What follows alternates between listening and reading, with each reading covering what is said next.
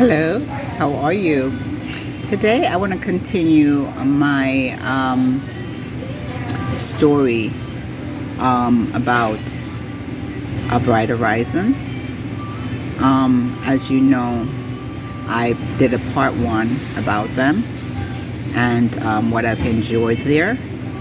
And I want to continue to talk about what happened, why I'm no longer working there. It's a combination of some of the things I've said in part one and some additional stuff that happened. I am someone who has over 20 years experience in the early childhood field. I started out tutoring, and it was while tutoring, parents used to say to me, "Oh my God, I'm surprised you're not a teacher. You're so patient with my kids. You're so good with my children." When I started tutoring, I tutored all the way up to adults, but I was working through the Board of Education. You got to be fingerprinting and everything through them, although you were working for a company that was contracted by them. And I wanted to give back. I started this because I was always in corporate and I love the office world. I love wearing my suit, walking with, my attached case, looking all professional in my heels and stuff. But I found I used to get very down and depressed sometimes, being sometimes alone in an office or just sitting down all day.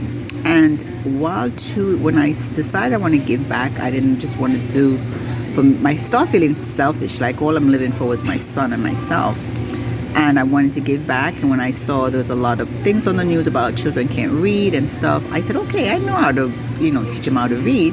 My mom had a preschool when I was growing up, and it has impacted me up until this day. I love reading, I love word, I love reading, I love learning, and just anything to do with education.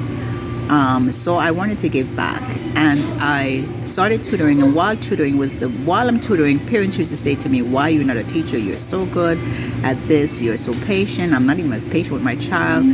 And I was tutoring up to high school, but it was the younger children that I fell in love with. But I've always loved babies and stuff, because when I was going for my 2-year degree, my associate degree, the college I was going to had such a state-of-the-art early childhood center, and I used to stop there and look and Google eyes over babies and children that are like 2-3-year-olds. I find when I'm walking down the street or if I'm on public transportation, I can't stop stopping to talk with a little child or play with a child who's sitting in front of me. So I have always loved babies. When I was attending church, if someone has a baby, a couple has a baby, I'm the one who as a teenager will be holding that baby a lot. Sometimes they have to take away the baby from me in church. That's how much I love babies and toddlers and all that age group.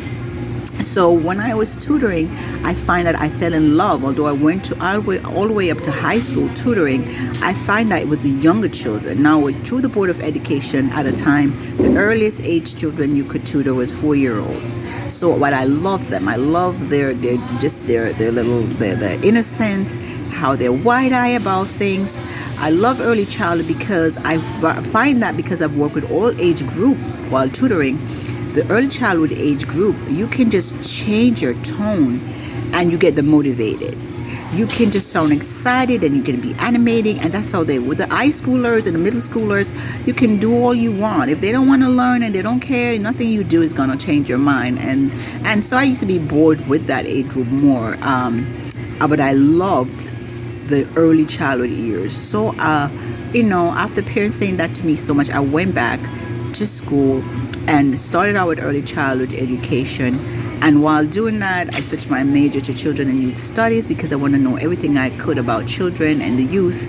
I was fascinated by some speakers that came in and tell us things from the various organizations all over the world. And I just wanted to be so involved with children and want to know everything that will let them, learn them, cause them to tick. How can I help them to learn? All that stuff was very fascinating. And also decided I was going to go back later for my master's, if anything. And it was while doing that, I what you call it, I went back to school, and while going to school, I started pursuing work in the a classroom setting, because doing tutoring, I go into the homes and tutor one-on-one. And I started out, and I was very shocked.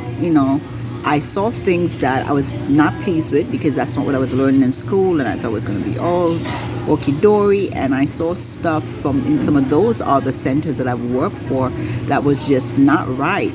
And I find out when you complain, you're attacked. It's a lot of fakeness, a lot of false narrative. It's a lot of pretense, and parents don't know what are happening to their children. Of course, they're good teachers and good early childhood centers, directors and stuff, but practically most of them that I've worked in, I've seen some stuff, but not as bad as this place that I'm talking about. This place that I'm talking about is just it's like the worst, and it's very shocking and upsetting, because it's one of the biggest centers, biggest company that deals in this industry that has to do with early childhood education. And I think because they know that, like one parent complained because they know they're monopoly, and that people are dependent on them, they exploit them. And so it's very, very upsetting to me, and I just felt like they need to be exposed, especially when they do wrong to good, passionate people and cause them to lose their passion or get discouraged or just hurt people financially. When you're falsely accusing people and putting them on unpaid leave and firing them, and if they weren't prepared or have any little backup finances or have plans or already in tune to you and know what you're doing, say, okay, let me plan to leave or leave before you do anything to them, then it's not as bad. But it's very hurtful when people are just terminated wrongfully, and you lie on them and destroy their reputation, when it's such a lie that can destroy their reputation. So in my case, I'm someone, I try my best to work with people and try my best to be fair and kind and everything, because also of my Christian faith. I always say that God is my boss. If no one else is seeing me and know what I'm doing, God sees me and know what I'm doing. So I try my best to make sure I work with integrity and fairness. I also use the scripture a lot, that you should do unto others that you want to do unto you, and so I try to live by those mottos. And I say that sometimes even on my job, like, that scripture, and there's another scripture that Jesus talked about, love your neighbor as yourself, right? So I try to keep my mind that way and guide myself. So anyway, as the years go by, I get fed up. I start getting tired of seeing what I'm seeing, and in this company, it's the worst. This company, I started work with them right before the pandemic, so I was gone for like a good 9 months. I came back. I couldn't even get back to the location where I was originally hired, because the guy who originally hired me no longer worked there, and another woman was there, and she keeps saying there was no room for me because a lot of parents didn't come back. Okay, so I reached out to the regional manager. She told me there was 4 other locations. I went to one and saw someone there that was working in another company that I worked for that did me wrong, and I told her I don't want to be there, because this person used to go into the timesheet, I don't remember if I told her that, and change times, and they've done me evil at this other location, this other place, before it was bought by Horizons. So she put me to this other location, and the lady was so nice when I talked to her on the phone, but when she saw me in person, I think it was my gray hair or my age, she just treated me very poorly. When I say poorly, I say good morning, good evening, she don't answer me, the director. She cut my hours drastically from the hours that I originally was hired for, which was very hard for me. We were wearing masks and doing tests every week and all that stuff. Eventually they claimed that, this new thing came in that New York City, you can't work here if you're not vaccinated.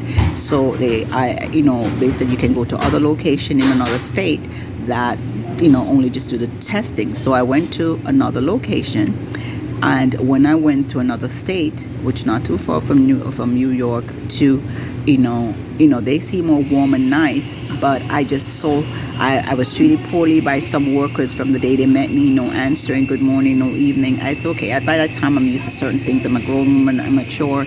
I'm not thin-skinned. I just do my job and everything. I noticed the parents, they were very receptive towards me as they get to know me and see that I'm very diligent. I really care about their children. But when I was hired there, and it's not so much hire, when you transfer, you had to be interviewed and everything. When I was being interviewed, it was not the director. She was away on maternity leave. It was the health and safety director, which is like her assistant. And I started working there. The first thing I noticed that when I got the exception letter, it was not from the person who interviewed me, which I did on a video conference at the time because it's all this COVID thing. It was through the human resources person who reached out to me. I think they call them the consultants or whatever. I forgot. There's another name. And she was the one who gave me the offer letter and offered me the position. And I found that strange because when I was offered the job the first time at the first location that I work in New York, it was the director who reached out to me and gave me the job offer. And so first away, I started seeing, because I've seen how the directors were at the other locations that I've worked with, and I've seen and heard of the reputation of the unfairness, and I know all about that, and the double standard, and the favoritism, and the cutthroat behavior, where they try to keep you back or see you as a threat if you look like you're knowledgeable, especially if you're older and you have gray hair. They know you. They just automatically think that you're knowledgeable, and then they knew by conversation with other people that I'm knowledgeable and that I have over 20 years experience, because they take a picture of you and put it up on the wall with some of your backgrounds and stuff, so they know I have it. So there's sometimes which most of the directors are not very secure, and they see you as a threat, and they treat you badly and all that kind of stuff. So when I was glad to transfer from the location where that director was treating me fairly, and I went to this new estate where I was working out of, and they seemed warm at first, but then when the director came back from maternity leave, I noticed there's a lot more changes. I noticed that she watches me a lot, look at what I'm wearing, always talk about things that has nothing to do with the job, constantly just looking at you, making like a backhanded comments, even things that everybody else praised me about, parents and admire. She has some little, oh, I used to do that, and she's always trying to do a one-upper about you. If she knows that I worked for 20 years, she will say, oh, I started working in this field from I was a teenager, and stuff like that. So you can see that somebody is in competition with you, jealous of you, etc. However, I noticed that when I complained to her about everything. Now, I forgot to tell you, when I started with the company, they gave me a position as an assistant teacher, but I've always worked as a lead teacher everywhere that I've worked. But I said, it's a big company. I know I'm confident. I know I'm good at this eventually. And I wanted to feel out the place first and see. When I got there, I have no intention of like moving up or anything, because I just didn't like what I was seeing, all the negativity, the toxicity, the hostility, and it's a lot of location that has this. But because of the pandemic, this position, when I tried to transfer because of the pandemic, the new rules in New York, they were lead teacher positions. So I said, might as well I go for lead teacher, because I know this is what I've always done in other places of work. I'm very qualified. I know I'm qualified. I'm confident. I have my degree. I have everything. So I applied, and then, like I said, I got it. But like I said, the director wasn't there when I was being interviewed. And when she came back, I saw a lot of things. I mean, the assistant director wasn't too bad, but she's the one who interviewed me, and she seemed to be the one who wasn't too bad, although I could see she does certain things because she's scared and she doesn't want to ruffle the feather of the director with her, So, and I saw that in the last meeting I had before I left, that she was fearful of her. Not the last meeting, a meeting that we had before, and I could tell she was fearful of her. And God just brought that back to me this morning, and so I noticed that she makes a backhand comment. She's always trying to do a one-upper, try to seem like if I said I was working from a long time, oh, I've been working in this field from I was a teenager. It's just constant. You can see competition and jealousy. And so it so happened that now, whenever I complain as a lead teacher, you have all this responsibility. One of the things they did from in the interview, I told them that I should get a raise because I'm paying more money to go to this other state. It's more expense to me. They said, well, because the state don't pay as much as New York, all kinds of excuse, so I keep fighting for it. If we do a survey, I complain about it, I write emails about it. I said, this is not right. You can't give me more responsibility, and this is a big company, and you don't pay me. You still want to pay me at the same rate as if I was an assistant. And I keep complaining about it, but you can tell they were unpleased. A part of it was jealousy. They want you to work hard and do more responsibility with a lot less, with the same money or less, because people don't want you to be working, making more than them. So I complain in person, and I do a lot of my complaining in writing, and that's where they're upset with me. They don't want me to put anything in writing, and some of the complaint I feel I have to put in writing because of the seriousness of it. Like if I have assistants that are doing things that put me and the children at danger, not following the rules, the policies, the procedures of early childhood, it's my duty to complain to them about it. And then they start resenting me for doing my job properly. They start changing my time a lot. When I complain about that, they try to line up something like I was late and try to write me up, and then I don't sign it, because if I know I wasn't late, I'm not signing anything. Or if I'd call you that day and tell you, hey, this happened, don't make it seem like it's an everyday thing. So a lot of just wickedness that goes on, and just a lot of stuff that goes on was just so wrong. And so I finally, they keep giving me assistants that every time they bring an assistant, they're combative, want to argue with me. They don't have no experience like I do, or even experience in early childhood, and don't want to listen, don't want to follow instruction, don't want you to delegate to them, don't want you to lead and guide them. They want to come there and lead you. And I keep getting that, and so the last one they got me was this Caucasian woman who obviously to me was biased. She was racist. She have said things. I've seen how she treated the children who were of other ethnicity, different from the children. The one child that was Caucasian in the room. And I spoke to her about that. I also noticed she treated me funny, looked me up and down, give me dirty look from the day she comes in, because of course she's racist and she don't think that I, as a person of black or mixed ethnicity, should be leading her. And I could tell that was the attitude. And from day one, she become combative towards me, nasty towards me. When I speak to her and guide her just in a professional way, she'll lie and say I spoke to her poorly, which I never did. And she'll go and tell the director that, and then I could see she looking at me, and when I go to talk to her, she's gonna say things like, oh, you better not lose another assistant, and try to put the blame on me, like you getting people who are not qualified and who are not cooperative, and I shouldn't complain about it. So it just started getting too much, the danger that involved these people being careless. They're on their phones, they're hiding on their phone, or they going to their pocket with taking out their phone when they should be watching the children. And I work with young children like 1.5 to 2.5. So these children are climbing. This is like one of the most tedious, roughest part of early childhood. You're dealing with the children who are very mobile, and you have to be very vigilant, constantly watching and listening and checking them out. Then they're also very, very territorial and very selfish at that age. If everything is mine, they're fighting over toys.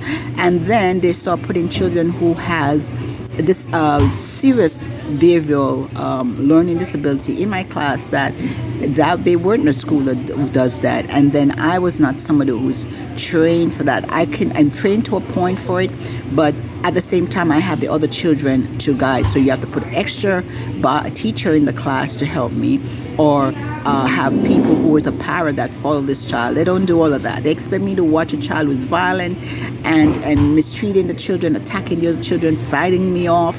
And these are little children, but this boy was a big boy. I sometimes wonder if he was really 2.5 or 2.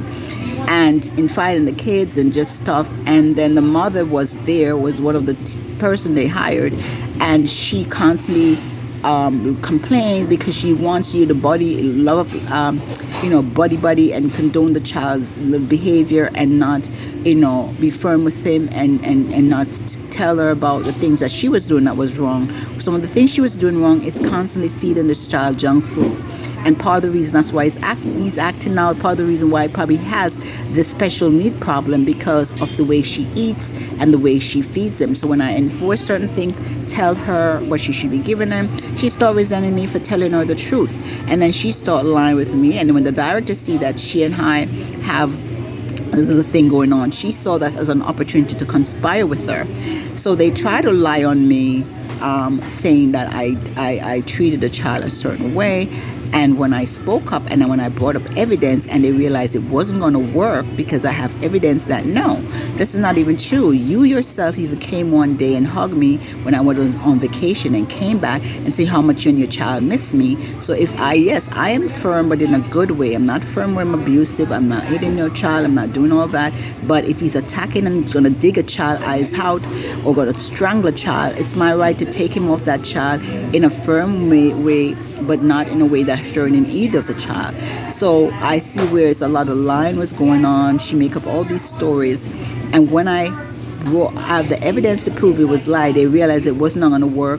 My supervisor in the meeting start pretending like I was acting inappropriate and start yelling, "Oh, you're unprofessional! You're unprofessional!" So I'm like, what am I doing? I'm simply just saying I didn't do these things, and I'm bringing up the evidence that shows that this is not true, and this is a setup. This is conspiracy. This is retaliation for my complaints that I've written emails about various things, and then I have to write your upper management, your supervisor about your behavior. So now you're retaliated and you're conspiring with this woman who already resent me because I'm firm about certain things and I make sure that certain things go through that needs to be done, following the policies and the procedures. And she started yelling and screaming. The girl at one point, she was very, very large in size and tall, and obese, and she tried to lunge at me, and I'm a small person. And I sit there and I firmly was like, no, she's acting unprofessional. My supervisor turned around and said, it's me. And that's not my style. I don't go fighting people because I'm not ghetto and I'm professional. I'm in this field for over 20 years. There's no way I'm gonna behave like that. That's not how I be. I can be very passionate when I speak and firm, but I still don't have to be disrespectful. I don't have to be violent. I'm too smart, educated, and godly to behave like that. So she tried to say it's me who acted that way towards a young lady and tell the young lady to go to her class and then tell me I should go home. When I was in the plaza, because we have a plaza where I was working in, and I tried to write the upper management to tell them what happened, I came back to get my code. I realized I left my code after an hour trying to write the upper management. She told me, I sent you an email. When I read the email, you're unpaid administratively because you acted unprofessional in the meeting, which was a lie. When they realized that they couldn't get me to act unprofessional, they made it up. It's like Joseph in the story when the woman tried to get him to lie down and sleep with her and she wouldn't do it. She claimed that he raped her. So and the whole time I felt a calm and a peace because I could see it was a setup. I see it's a conspiracy, and God just gave me peace. But I was firm about of the defending myself. I was firm with denying the allegations, and no mention of the allegations. Even when I was unpaid and I spoke to our manager, which is the DVP, the division vice president, and the regional manager on a video conference, she said, but you didn't do anything that's abusive stuff. Because I was like, okay, because